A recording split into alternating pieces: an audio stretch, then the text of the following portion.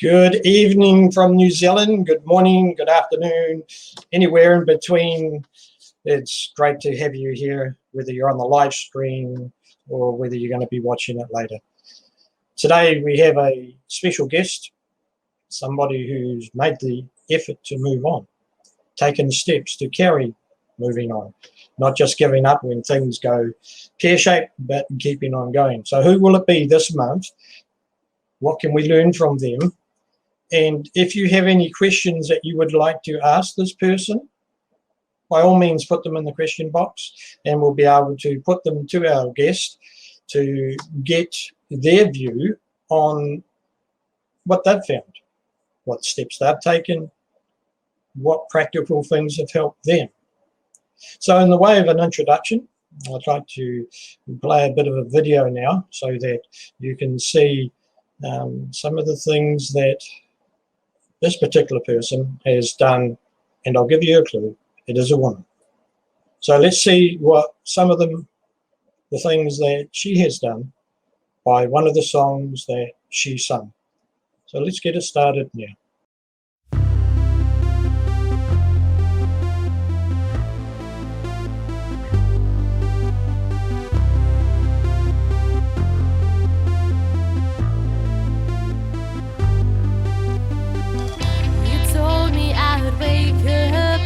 A smile on my face. You told me I would wake up with no feelings of disgrace. You told me I would wake up and I wouldn't be afraid. But you said it would be better if I stayed. So look at where you are. Have you ever been this far? Riding on the wings of love.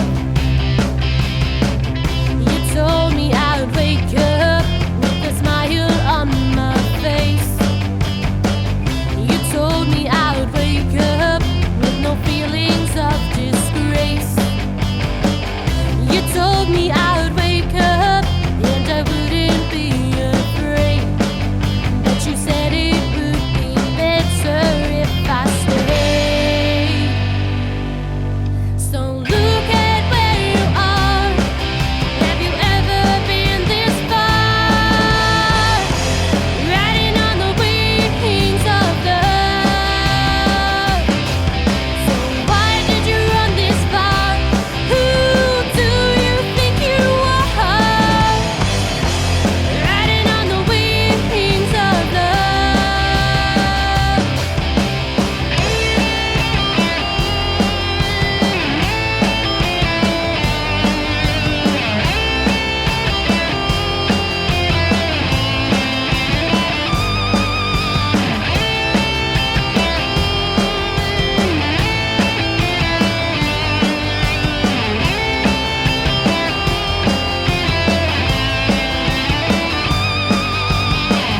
You told me I would wake up with a smile on my face.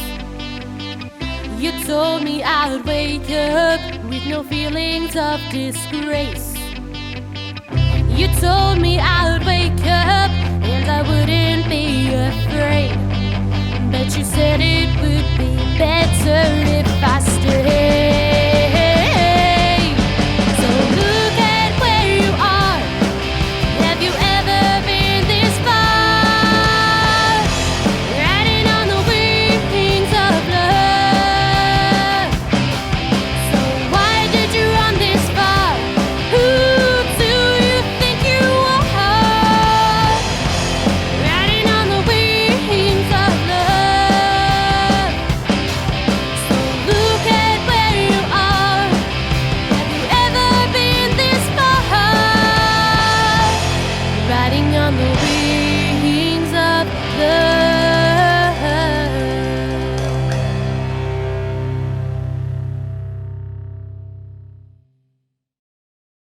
Well, somebody obviously loves music. Let's find out who we're talking about. And this is Emma. How are you today, Emma? I am good. A bit numb over here, so I'm smiling kind of half because I need dental work, and the hospital gave me a shot, so now it's numb. So I'm feeling Well, great now. well, that's good. For those ones who don't know it, I was in the hospital with her. This is my daughter. So, yeah, it might be a bit of a roasting on Dad tonight, maybe, but we'll see what we can come up with, and we'll find out a little bit about Emma's story, because when she was younger, she obviously got, like her dad, dragged up in the JWs, and some of the things that she's gone through, some of the choices that she has made, like baptism. We're going to find out a little bit about that with Emma tonight, and we'll leave a lot of that to her. So, Emma, Yes. are you still a Jehovah's Witness? No. No. No. Well, that's good news. It is.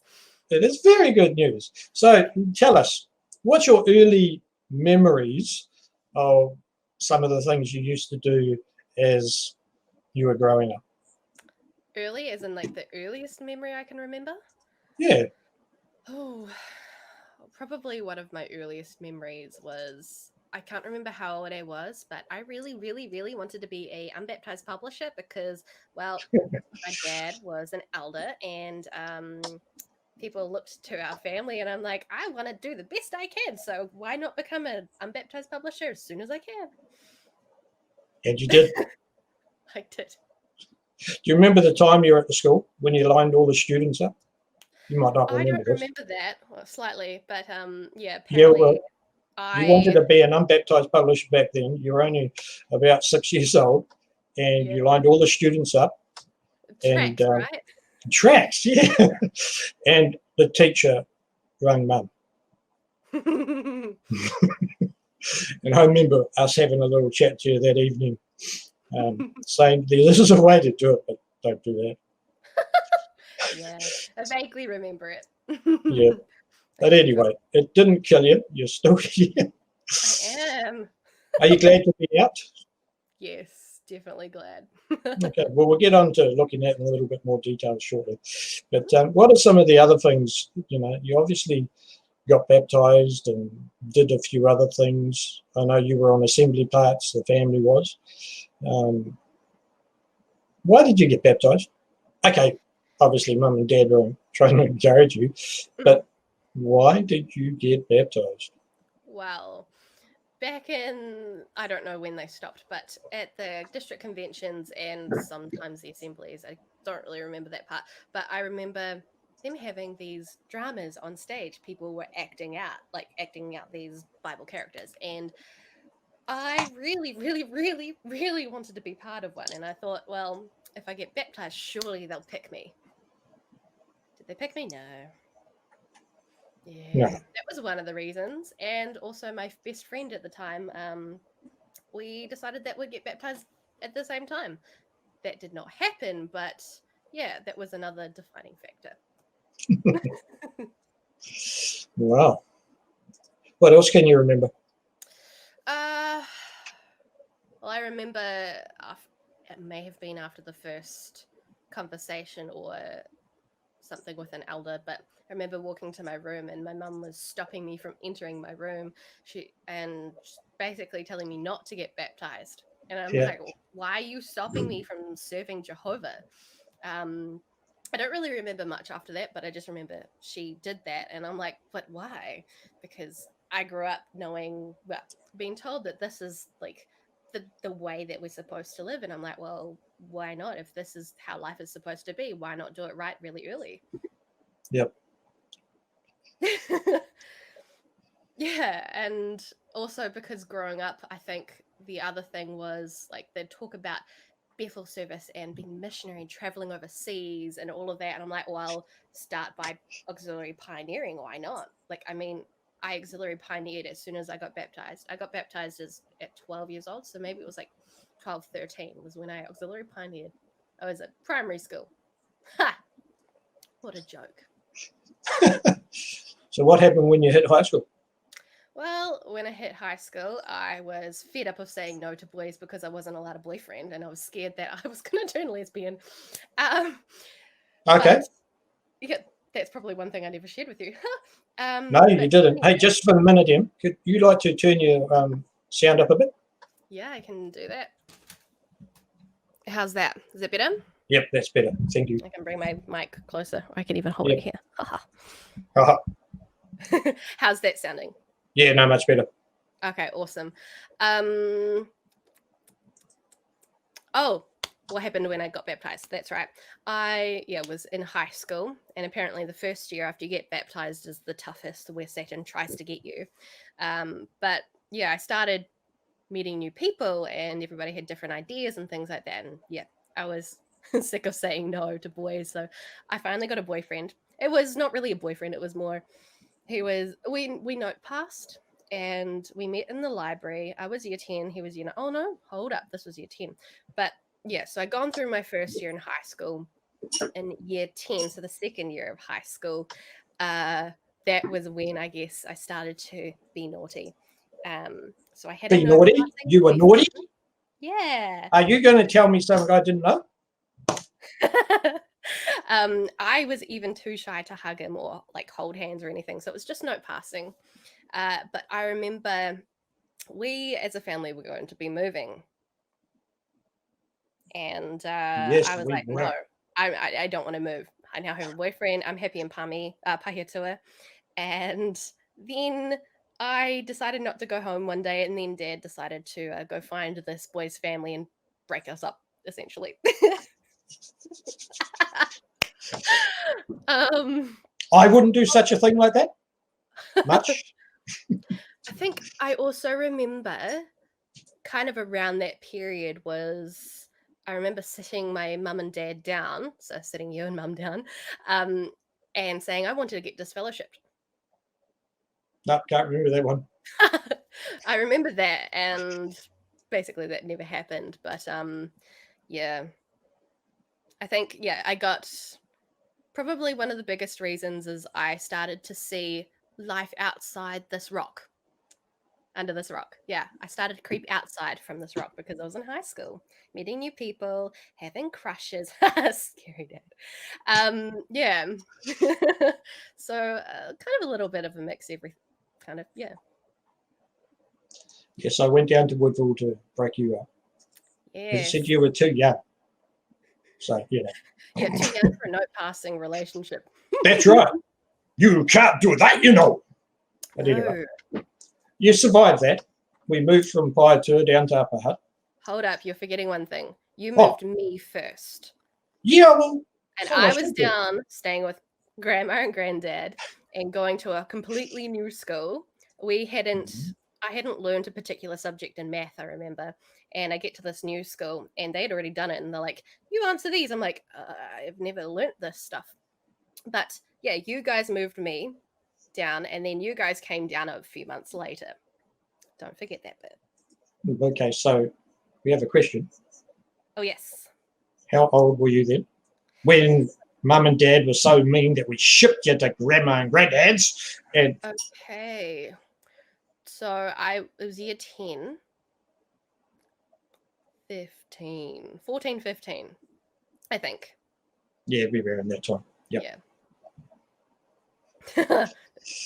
So we moved down there. What were some of the memories from the Upper Hutt area that you can recall? Ooh. Are we talking about just in general, or the congregation, or the school? No, we're talking about in general at the moment. So. Okay. Well, I remember staying at grandma's and wanting to spend some time with Sam, my best friend, who was also a Jehovah's Witness, but I wasn't allowed to really do that. I wasn't allowed to walk to school, especially with boys. Like, Mum, for some reason, wanted me to go by myself. So I remember one time,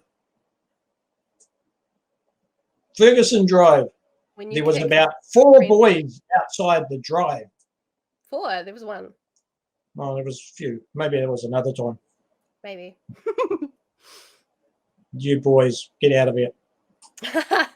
So that particular time that you might be remembering, the one that I remember is one of my friends that I had made from high school. We basically were like brother and sister type thing, that kind of relationship. Where we would hang out and we would go down to the river. We would find things that needed to be fixed up, and we'd like fix them up and make them work again. Another thing that I don't think you ever found out was we would create explosions in the side of the riverbed with an impulse can and a ladder. It was a lot of fun. I see. No, didn't know about that. But maybe I should have done this chat with you before, so I could have learned out some of these. hey, it's a tell-all thing. But yeah, that one time we went to my house so I could like make a sandwich or have some food, and so like I told him to like wait outside, and then you told him to like get off the property. I'm like, he wasn't going to come inside. But and you're still talking to me. Yeah, one of the funny things I found was you guys shifted me down to Upper Hutt early because I had a boyfriend, in of course effort to stop me from having a boyfriend, but lo and behold, that began my journey of many high school boyfriends. I know about some of them, don't know all of them. I knew I should have had the thumb screws, handcuffs, locked you in the basement or something. The other thing too is that was when I gave up on education, I guess, like rather than focus on learning. I actually finally for once started focusing on making friends, which is why I had these friends of the opposite sex and why I just kind of, I guess, became a rebel.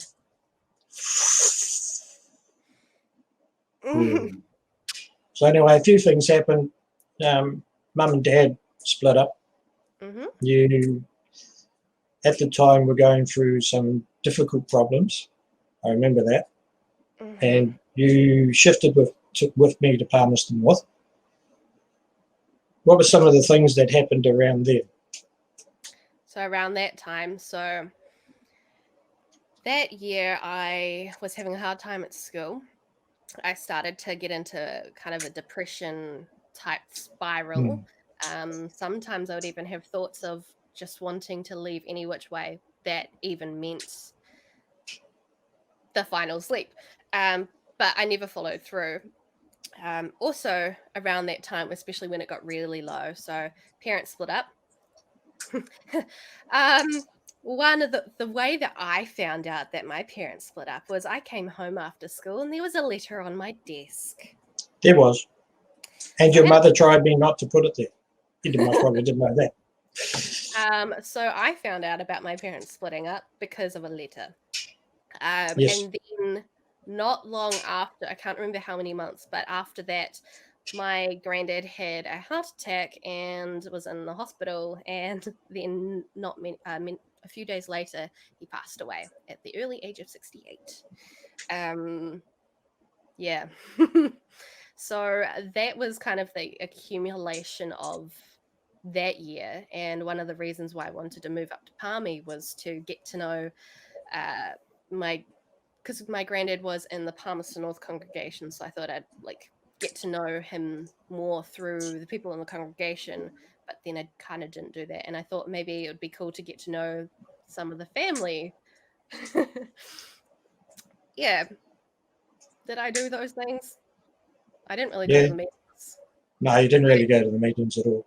Yeah, I just kind of was inactive. I was supposed to study as a mechanic at UCO and be a qualified mechanic. And I remember going to a job with you to clean carpets. And one of the ladies was breeding dogs. And she's like, oh, so what are you wanting to do? And so I mentioned the mechanics and she's like, oh, we have the same course, but it's free. And I'm like, oh, that's a no-brainer. So I went to high school and then more experiences, opened my eyes to different things and kind of like a magpie, they're flying along. They're like, oh, shiny thing. Oh, shiny thing. Oh, shiny thing. Kind of like that. And then I went into the music course the year later. So we're in 2011. Right. Yeah, and that's where that song in the video that you sung, there's a couple on that CD that you sang. You'd go to the pub and perform there with you guys. Mhm. I remember seeing you doing all that. And then not long after 2011, you headed down south. 2012, I think, or 2013. Yeah, 2013, I went down south. Yep. right. And then a precious bundle turned up.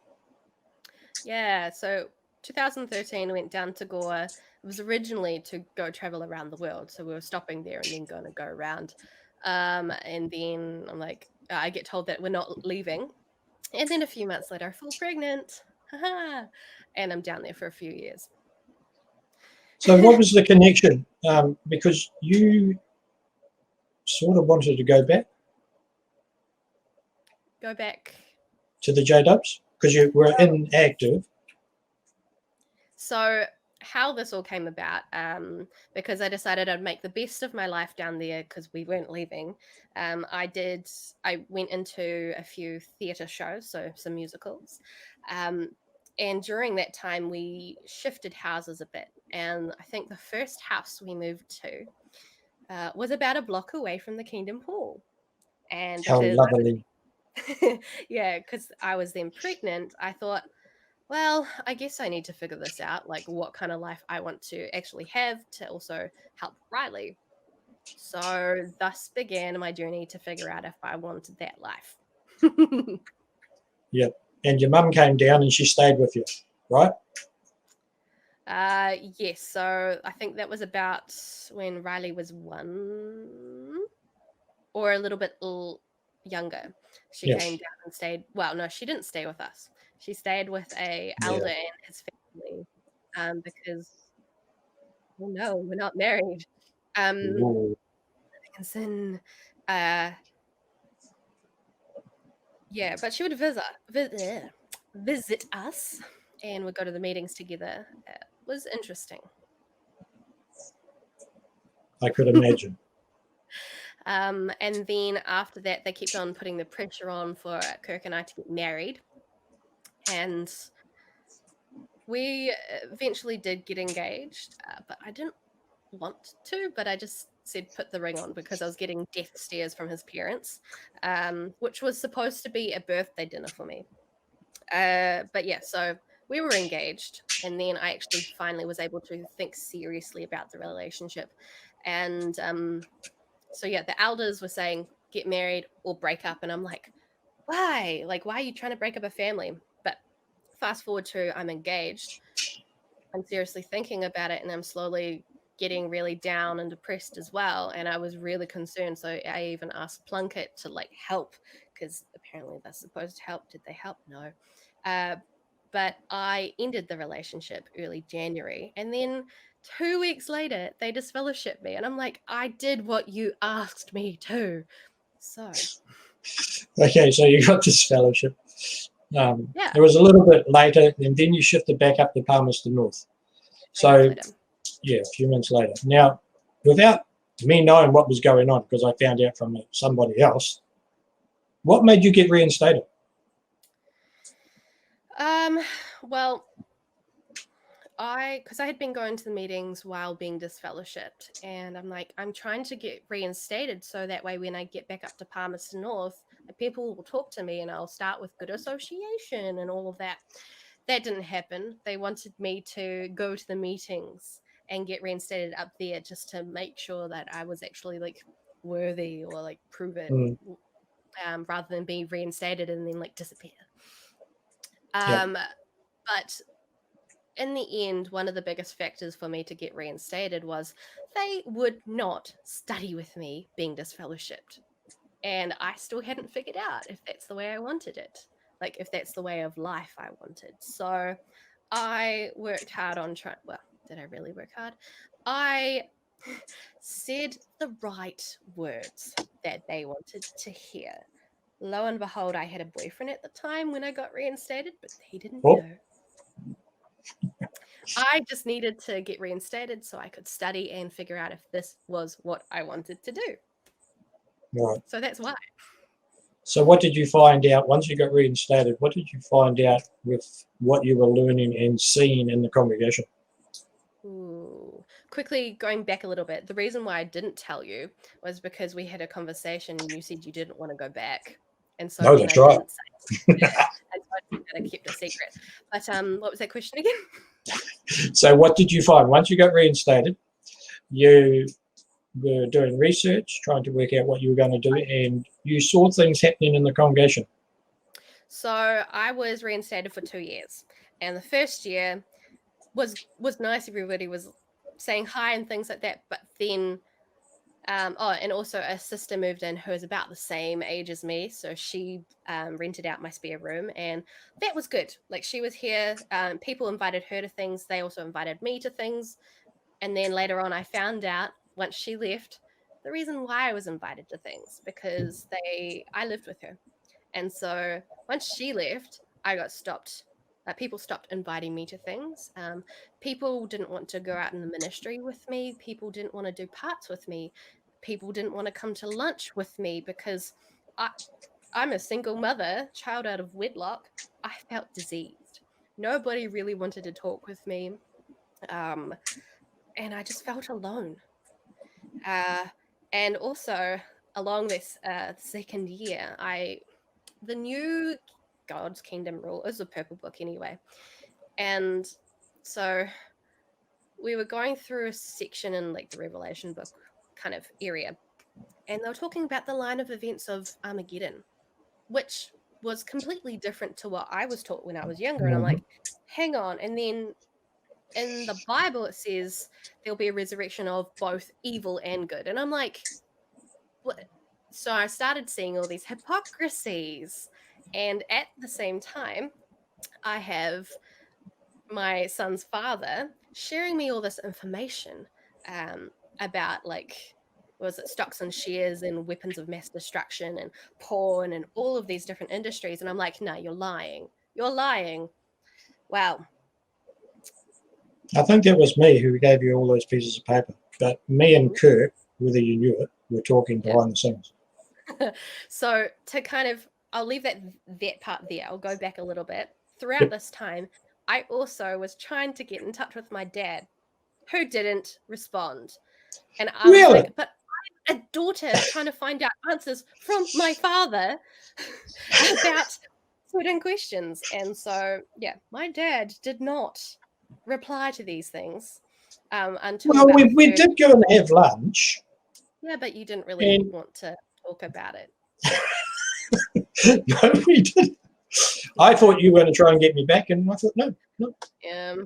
And then I got a postcard. Postcard? Yeah, you send me a postcard and you go, remember, Dad, you used to send me postcards. And I'm going, well, okay. Oh, yeah. There was and then I got a Facebook friend request, which I didn't accept. But I waited outside your house for 3 hours. Really? Then you didn't come home. And I thought, no, I'm going to come around. And I rang from outside your place. I said, are you home? And as I was walking up the driveway, you went, yep. I said, fine, I'll knock on your door. And I knocked on the door. And a few hours later, what was the end result of our conversation?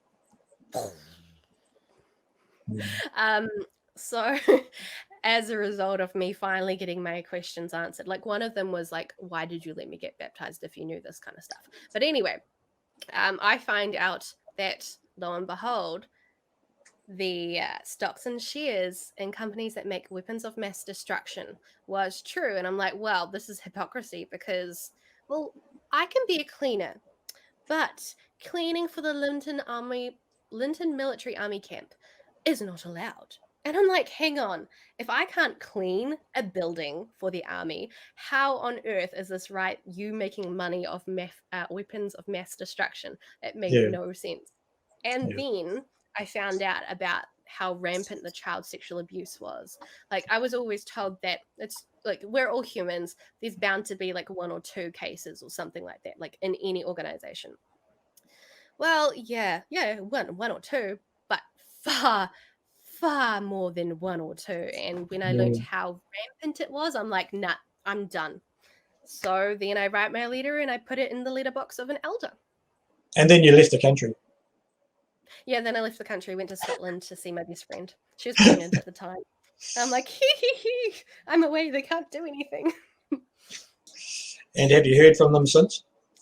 I heard from them once. They called me a liar because I was struggling to get to the meetings because of my arthritis or my son. It would be a struggle. And so they thought at first, because when I told them that, they're like, yeah. But there was never much encouragement. And so when I finally gave in my letter, they're like, oh, so you were lying. It's just that you didn't want it. I'm like, excuse me. They wanted to have a shepherding call after that or something, and I'm like, no. And since then, I probably saw one elder when I was driving to my partner at the time, his house, and he saw me and shook his head. He's like, as I'm getting out of the car and walking to the house. But since then, no, and it's been about 2 and a bit years since I've been free. Have you regretted it? No,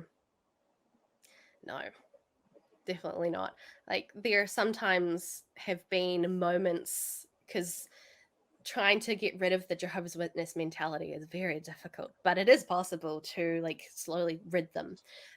So sometimes things would pop up and I'm like, no, and try and work on them. But I am 100% without a doubt happy that Great. I left.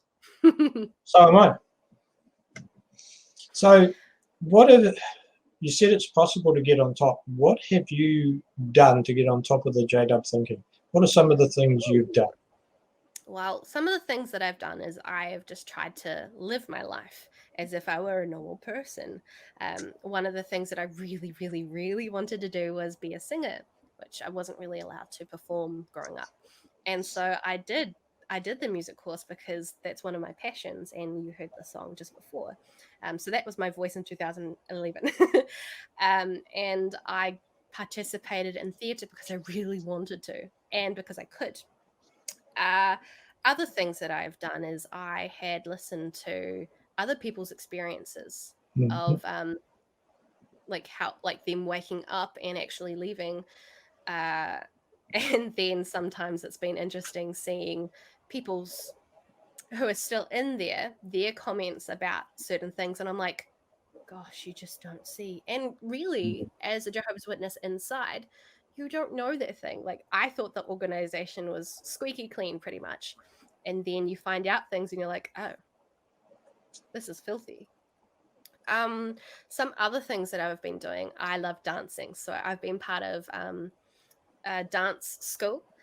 I think one of the biggest keys has been getting to know people and getting around more and more people, different thinkings, because, this is one thing I remember. We kind of taught that anyone in the world is not good and they're not loving and like they're just going to bite you in the butt, basically. And one of the things I found, oh my gosh, when I was working at Inland Revenue, I was still a Jehovah's Witness then. I'm like, these people are actually lovely. What is going on? I've been lied to.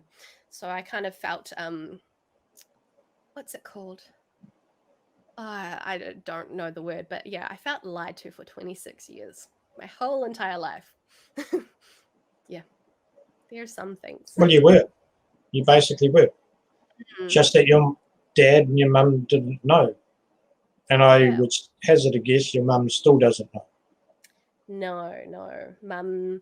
Mum was raised to be a good little girl who would answer yes when she needed to say yes and answer no when she needed to say, like, do the things right as you've been told. Don't think for yourself. Yeah. Oh, that was another thing that also kind of made me really confused was as growing up, I don't think I was ever really encouraged to develop a true personal connection. Like, I never understood that. You've got all these people out in the world that are like in a church or something, they have this like passion for their relationship with God or whatever. And I'm like, I never did that. I just marked answers and answered. That was another thing. seeing Yeah. people's love, passion for all these different things. We've got a couple of comments, Emma. Oh, do we? We do. Oh, we That's do. from Estella from the Philippines. Hello, Stella. Estella, yeah, she's in Manila. And Rocky would like, and I don't know if you should really answer this one, but What we'll is it? put it up anyway.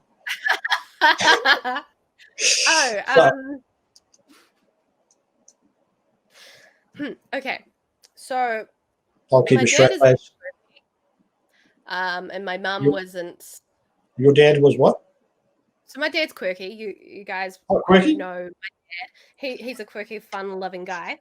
And my mum, she liked to clean. She had all this time. She never really pioneered or anything like that. So I don't really know what I got from my mum apart from maybe some of her bad traits. But there will be some good things in there. But my talents, I wasn't certain until I went and spent some time with my uncle in Japan. He's a Jehovah's Witness, so I'm dead to them anyway. But he was quirky and out there and like really extravagant. I'm like, this. I feel like we're on the same energy. And then we recently, my son and I recently met up with some other family that I never knew about on my mum's side, and there's one of their sons, Sam. He and I are very, very similar. So, in regards to the, I guess, performance side of things, through my mum, but also my dad, whenever he would give talks on the stage, he would have these incredible, what are they called? Examples and things like that. So I got a bit of both from, I got something from everyone, pretty much. Something from my dad, something from my mum. But I'm probably a little bit more extravagant than dad. I think you must have rosy-coloured glasses on my public talks and that. But anyway, that's nice to know. Your talks were like my most favourite ones out of the rest because they were okay. the other one. Fair enough. Okay, so what you've told us, you've been happy, you're glad you're out. What are some of the things that you've been proud of since you disassociated yourself? Well, since I disassociated myself, I've realized that I can actually develop an actual deep relation, like a good relationship with my son and not feel ashamed for being a single parent. Like, it's so nice. What was the question? What are you most proud of? Just things that you've been able to accomplish. Okay, so since I've been out, I've been able to. So it's 2 years. What have I've been able to explore different areas. I even explored a little bit of astrology for a bit because my friend Malachi, who grew up as a Jehovah's Witness but never got baptized, he introduced me to that and numerology and things like that. And my first 5 minutes of meditation, I felt something with meditation than I ever did in my 26 years as a Jehovah's Witness. So I learned a little bit about that and like star signs and all of this stuff and stones, the stuff that like was created, that God created. Apparently these are taboo. They're pretty and it looks like my eye color and I like it. There's nothing wrong with it. Other things that I've been able to do was become a voice actor. It's something that I've wanted to do for a wee while, and like voicing. Just while you're talking about there, let's just bring something up. Share the screen. We will push play. Ooh. Let's make sure the sound is up. You might have to start it a little bit later. Audio drama. Journey of a Dead Man. Starring Emma-Jade Meeshan as Meavy, Chris Kay as Alex Shepard and Jack Summers, Thomas G. Burt as Shane Lambert. So when you were doing that, how did you feel? Oh, it felt so good. Being a voice actor is a lot of work, but it's so cool, especially when you get to hear the end product, but it was so cool to be part of a project that I could use my voice and talent for to do something awesome. And I grew up watching Star Wars and Star Trek and Stargate, which later on I think like why were we allowed to watch that? But anyway, Because we were. yeah. So I managed to land this role as Meavy. It was unpaid, but it's like my first foot into the door of acting and things like that. So Meavy is an artificial intelligence voice for a spaceship for a trip to Mars. And it was just so cool. And now I have an IMDb page. Like I have a credit on there and everybody's like, oh, it's so cool. And I'm so excited that I have finally an IMDb page. What does that mean to have one of these pages?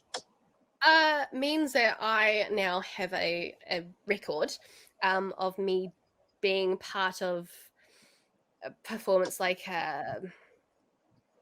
because IMDb is for like the actors, so it's something official to be like, hey, this is kind of what I've done. It's like I guess a CV for people who are wanting to be professional actors and things like that.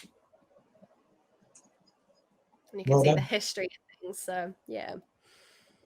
So that means if you do anything else, that can be added to your list. Especially credits on it. So if it's going to be an accredited thing rather than just like a low-key tiny thing, then it will go on there and my filmography will grow, and then before you know it, I will be on Netflix and Disney Plus and all those kind of things. Is that something you'd like to do? I would love to voice all these characters in movies and games. Apparently there's a lot of money in that too. So it'd be so cool to have my voice out there in all these different things and say, you watch a movie, and then I'd be like, ha, that was my voice. Sound like you enjoy it. I do. I really do. Well, I know you enjoy it because you're always singing at home. Yeah, apparently I sing even when I don't realize I'm singing. Yeah. Yeah. So, you got your son handy? Yes. Hold up. I'll just go grab him.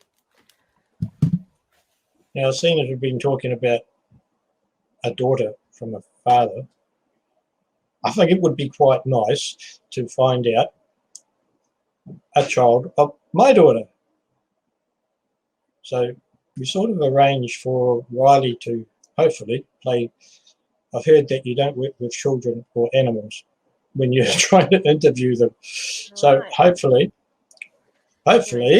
we will find out. Let's move the camera down. Hey, Riley. Let's put this on. Hello, Riley. Hi. How you going? Good. That's good. That's the microphone, dude. Yeah, that's the microphone, bud. Onto the computer. Ah. What's it like being Riley? Nothing. Don't go too close. Massive. We can hear you nice and clear, dude. So is it good being able to celebrate birthdays and have Christmas? He currently has a lolly in his mouth. Oh, does he? And you didn't bring one for Mum?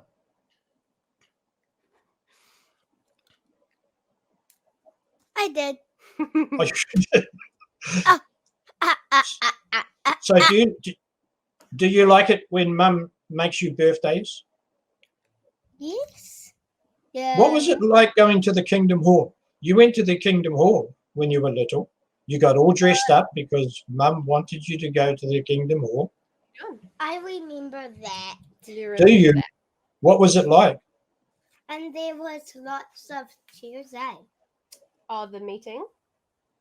Yeah. Did you like going there? I'm going to try change the sound so I can hear it. Let me know if you get any feedback. Okay. All right, there we go. Do you get any feedback? No, I can't hear the feedback, so that's all right. Hello. All right. Let's try that. Okay. So do you like it now that Mum is not going to the building with all the chairs? Yeah. Why?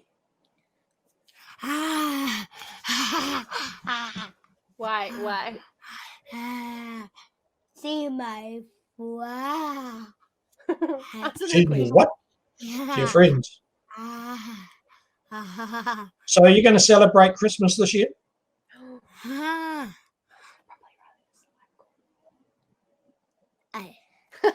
Oh, he's just realized it's not just you.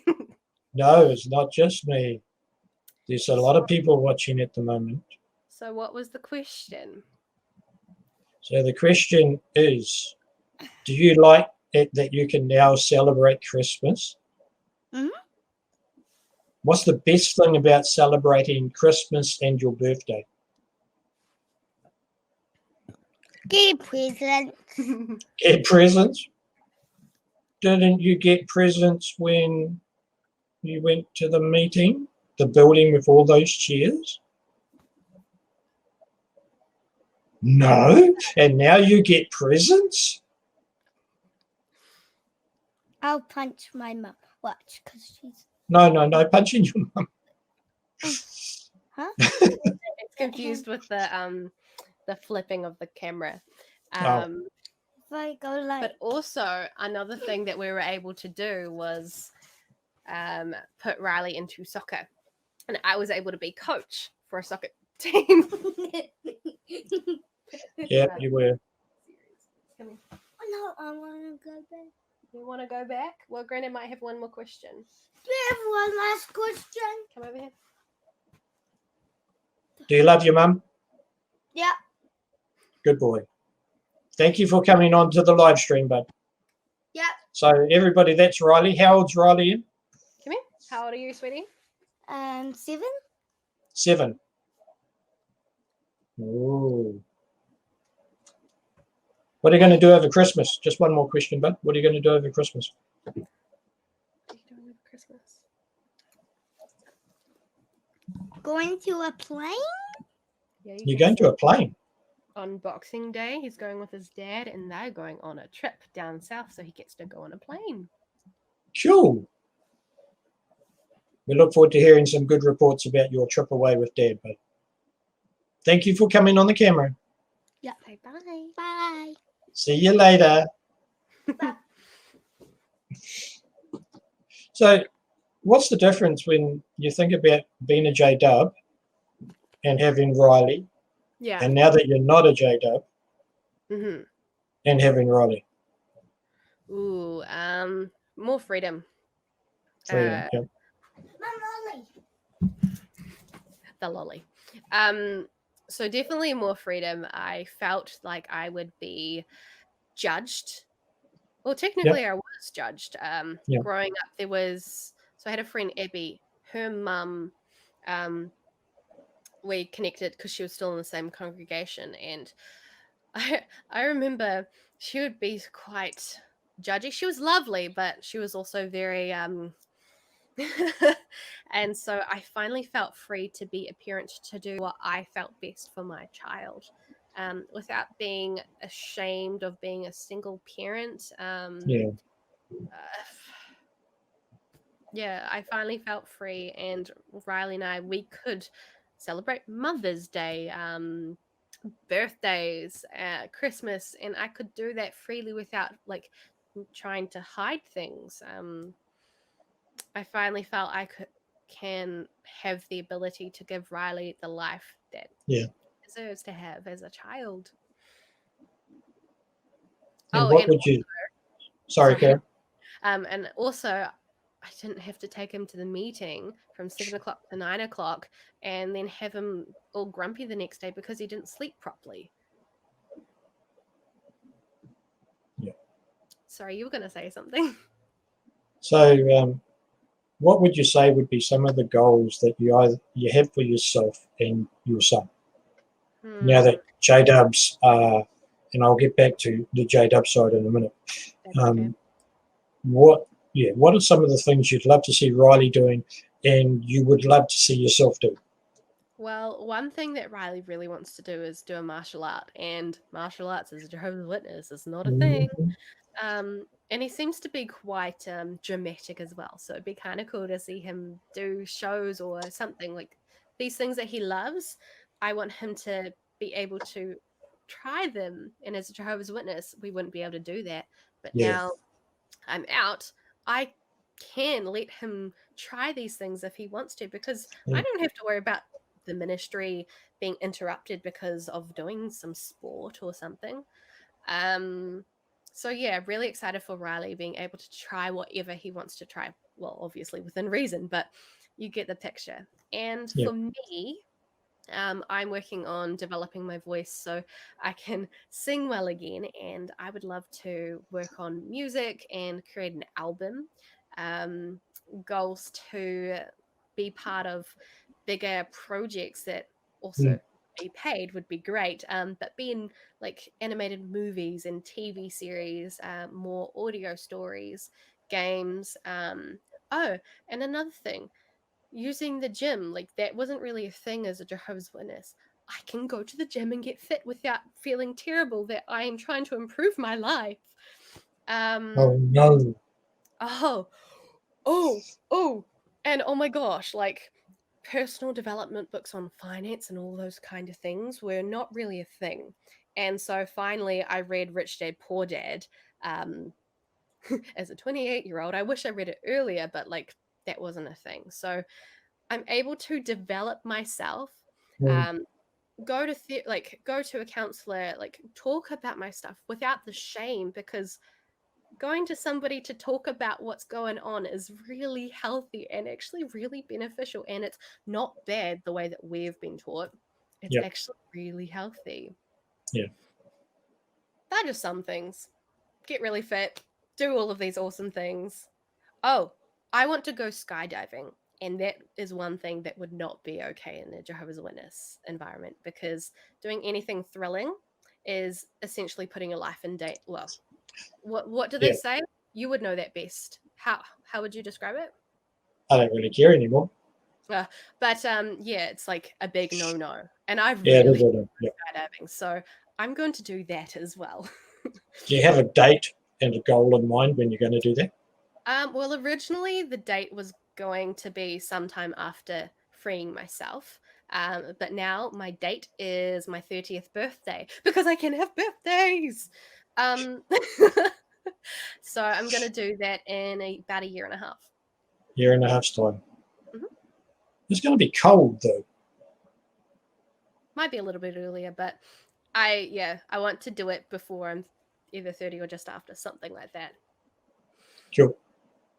So, thinking back on everything you've done, all the great fun things, and your upbringing as, or being dragged up as a JW, Hmm. whichever way you look at it, has that been the end of the JW side of thinking? No. So, what have you done to help you with that? Oh, okay. Some of the things that I have done to help change my mentality a bit, it's almost like you need to reprogram your mind, Mhm. and that is not a linear process. It's not just a gradient that goes up like this. It's like, and then you go backwards and go forwards. It's a continual process, but I've been able to speak with some wonderful people to give me some different perspectives, to, I guess, talk, like have a conversation with my subconscious. Still me. There's nothing airy fairy about it that we were led to believe. um I've been able to take these measures to finally work on healing myself. And I guess one of the biggest things this year through COVID is I had known about TikTok for a while, and it was like this dancey thing. And also, I guess, social media. So social media in general this year especially has been a big shift into actually learning about different things. I never learnt about setting boundaries. I never Yeah. learnt about like healing and all of that kind of stuff. And I've been learning this through people on social media that have been saying like what gaslighting was, what setting a boundary is, and all these different things. And you're like, oh, we can do that. So that has been a big factor as well. So Mm, talking with Astarte, talking talking with you, and other people's experiences and reading books, just opening my mind to what actually is out there and being open to it. Yeah. Now, it's all easy and well saying just be open to it, but with a Jehovah's Witness mentality, there's a big block to trying to be open. And I guess I was kind of fortunate in the sense where I was inactive in some of my teenage years / early 20s. So I was it probably has come a little bit easier, but still not really, because we're taught that from an early age, and it sticks with you until, Yeah. I don't know. But it does become easier. Yeah, I would say it was those kind of things. Yeah. I noticed though that you like to have fun on TikTok as well. Haha, yes, I do. Let's just have a look at one of them. Oh no, what one did you choose?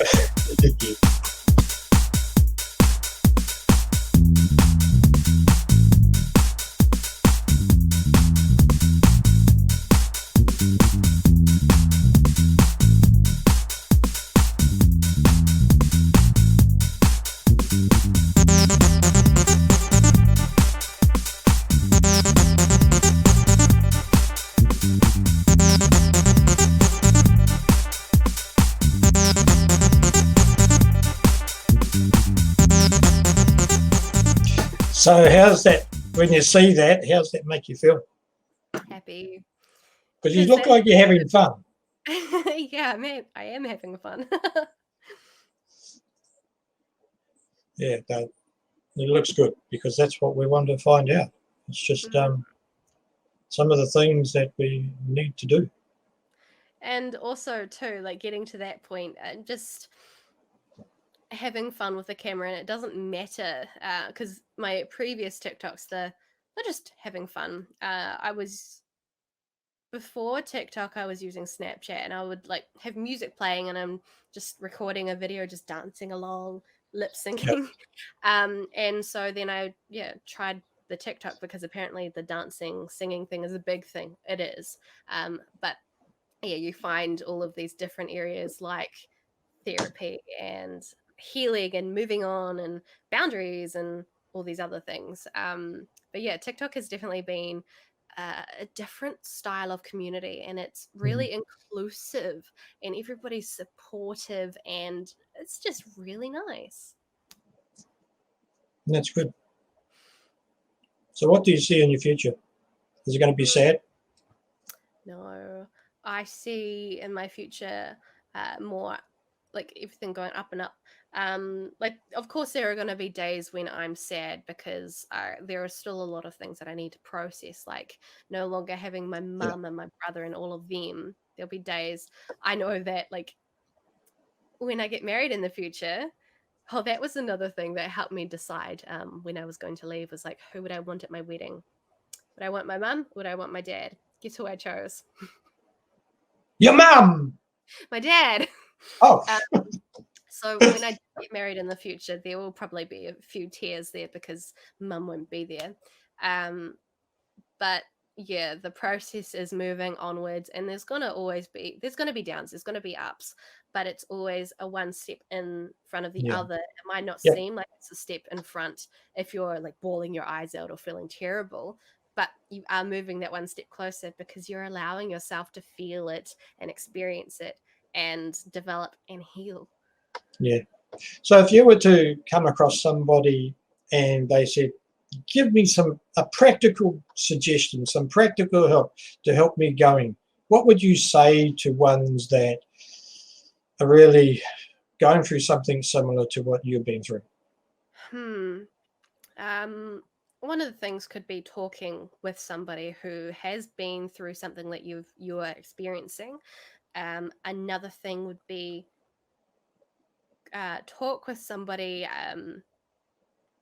that you feel comfortable with, or even if you've never met them, talk with somebody that has the knowledge and the know-how to actually help you kind of be with those emotions and feelings and help you shift your perspective a little bit, Yeah. like I did with Astarte.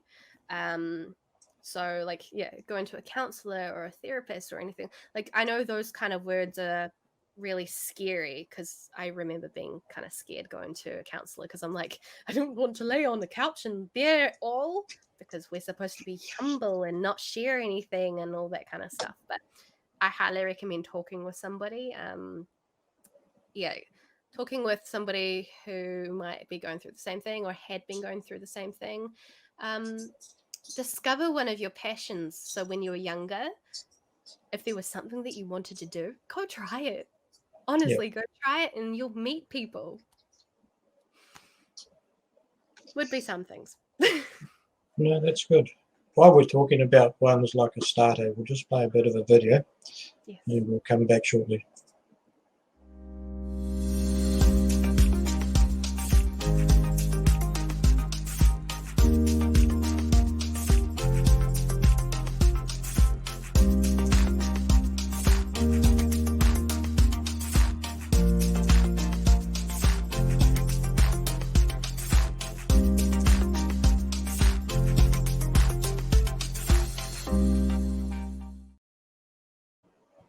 Right, so I know you're part of the Dare to Dream team, Emma. You're working along with our coaches. Would you encourage anybody, if they wanted some one-on-one support and encouragement, to join the group? Highly recommend. Even if you're uncertain, you don't know what's going to happen, I highly recommend jumping on board into this Dare to Dream group, because there are so many loving, wonderful people in the group ready to help, one of which is Astarte. And all of these people are here not to judge, not to hate or anything like that. They're here with love and care to just help you go through what you're going through, and then being able to focus on you living your life and fulfilling a dream that you may have had when you were younger, or like before you joined being a Jehovah's Witness, or even while you were a witness and you realize, oh, I want to do this, but I can't. It's definitely an effective way. It is what was I trying to say? It may be a struggle, and I'm not going to lie about that, because healing, going through this process can be a struggle, because you get emotions, and sometimes, especially the guys, are taught to kind of bottle your emotions and things like that. You're the strong one. You're the one that makes the decisions. But yeah, give it a go, and you can then, because what happens with the Dare to Dream group is we can have a conversation with you to figure out which coach might be best suited to you. So then that way they can help you live your best life. Like, anything that you can imagine that you want to do, you can. You really, really can. Yeah, absolutely. Is there any other one bit of encouragement that you'd like to give anybody who's listening, whether it's now or later? One bit of encouragement.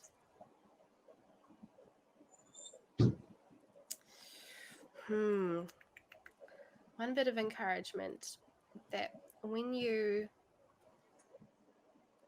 are going through those lulls, or going through tough times, or even not even that, but when you are experiencing those things, do reach out. I know it might seem hard, but it's worth it.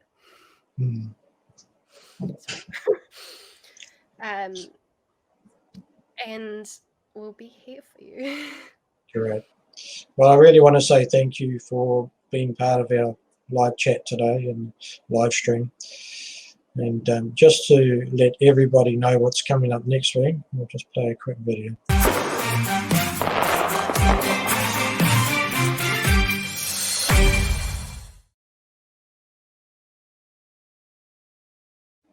Okay, so we've got a Zoom meeting, or Zoom catch-up, not a Zoom meeting, a Zoom catch-up. Next weekend, we'll put it up, and we'll let everybody know when it's going to be. So by all means, friends, if you want to join the Dare to Dream group, it's there. It's to help us move on so that we can dare to dream. Now, we've talked to Emma tonight. I've known her all her life. Funny that. She's a joy to be around. Very proud of her for all the things that she's done with all the craziness of the JWs and what me and her mum did to her as she was growing up, how she slowly withdrew. She did go back for a while, but the smiling face that you see right now, that's what Emma's like. So thank you once again for you being here, Emma. Thank you for those who are on the live stream.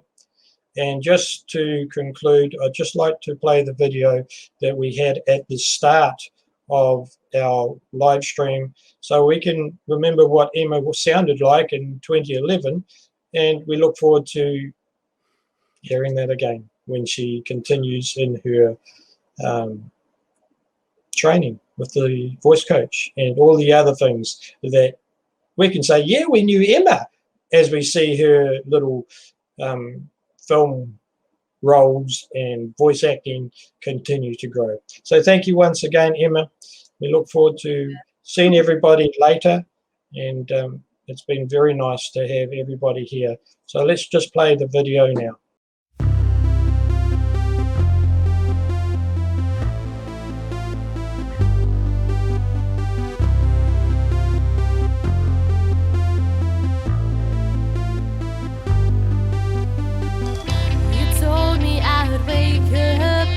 A smile on my face. You told me I would wake up with no feelings of disgrace. You told me I would wake up and I wouldn't be afraid, but you said it would be better if I stayed. So look at where you are. Have you ever been this far? Riding on the wings of love. You told me I would wake up with a smile on my face. You told me I would wake up with no feelings of disgrace. You told me I would wake up and I wouldn't be afraid, but you said it would be better if I stayed. So look at where you are. Have you ever been this far? Riding on the wings of love. So why did you run this far? Who do you think you are? Riding on the wings of love.